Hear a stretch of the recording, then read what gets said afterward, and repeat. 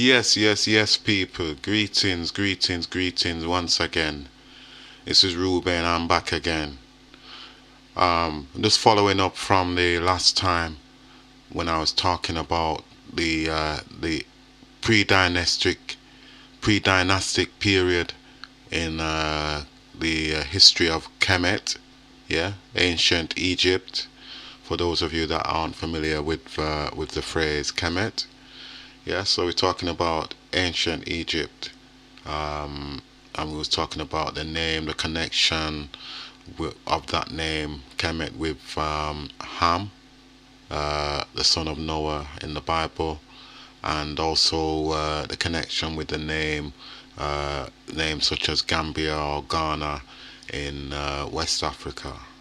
Yeah, and I was talking about the way that the nation hadn't been formed yet, how it was split into two nations, or it was effectively at that time two separate nations, one in the north, Lower Kemet, which was the land of papyrus, of the papyrus reed, and in the south, Upper Kemet, which was the land of the lotus reed. Okay, so this time, what I'm wanting to talk to you about is the period, what they call the early dynastic period of Kemet. Yeah, so this period contains the first two dynasties of Kemet or Egypt, right? And the first dynasty started in the year 3150 BCE. Okay, so at this time, both of the wetland territories, as they were known, were united for the first time, and this happened under King Narmer, who was a king in Upper Kemet. His closest servants and followers were selected from people from Lower Kemet to seal the sense of unity between the two nations. So amongst their duties, they would be bound to sacrifice their lives to serving the monarch in this life and in the hereafter. Right? Effectively, perhaps you might say, selling their souls to the devil. Their loyalty is reciprocated by having their physical needs met while they are alive, and the lives of their family members made comfortable. So this is kind of a reflection in a sense of the message written in the New Testament, the message of Jesus, who talks about being the servant to his servants, his disciples, who looked at themselves as the servant of Jesus. Yet it's Jesus who is serving them and washing their feet and feeding them, etc., etc. So it's a kind of a philosophy of the ruler serving the servant, and the server, as well as the server serving the ruler. So it's both reciprocated in a two-way kind of agreement. Okay, so this dynasty, the first dynasty, existed for 260 years. Yeah, and it was followed by the second dynasty, which began in 2890 BCE. Okay, the royal leadership would begin taking on a more benevolent mode with the growth of Horus, who was like equivalent of the Christ figure. Yeah, he was a Christ deity, and under the first ruler, and whose name was, let me just get this right, Hotep Sekemwe.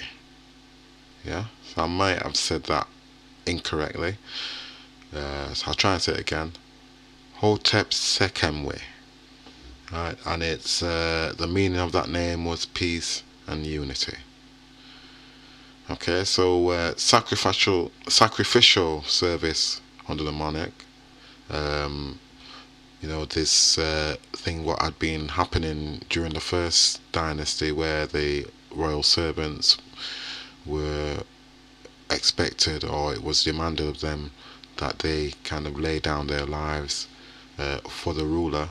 So on the death of the king, then the royal servants would also um, lay down their lives with the ruler for the to allow the new king uh, the accession in his own right.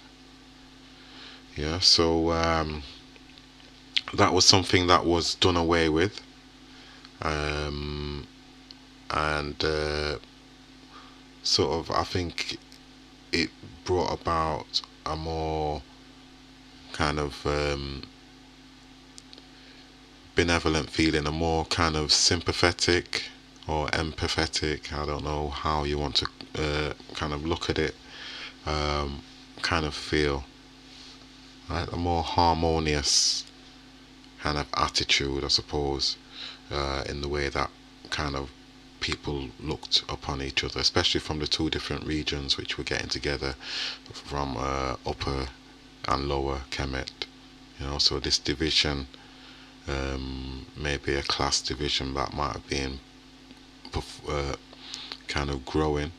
It might have been a psychology that might have been there that was more or less being done away with.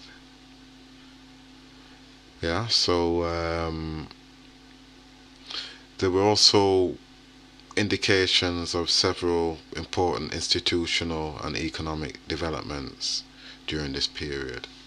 So that's kind of alluding to what I was kind of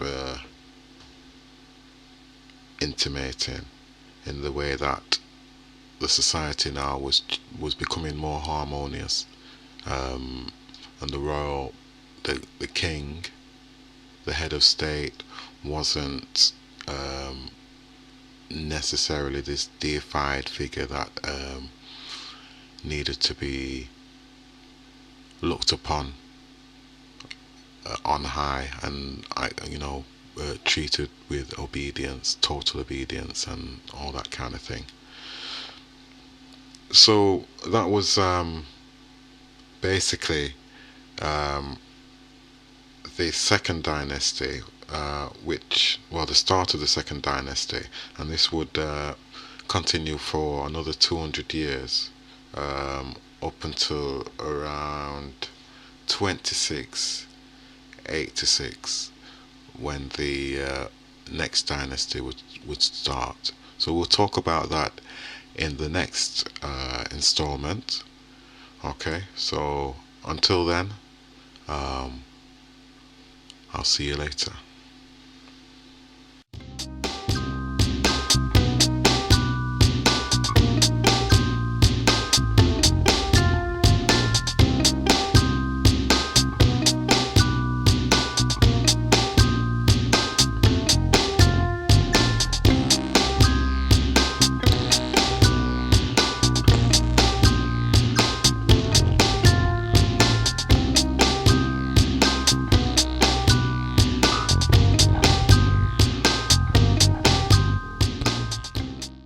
Yeah, so if you like the video and you like what we're dealing with, why don't you come and check us on our Facebook page, Afraka, Know Yourself.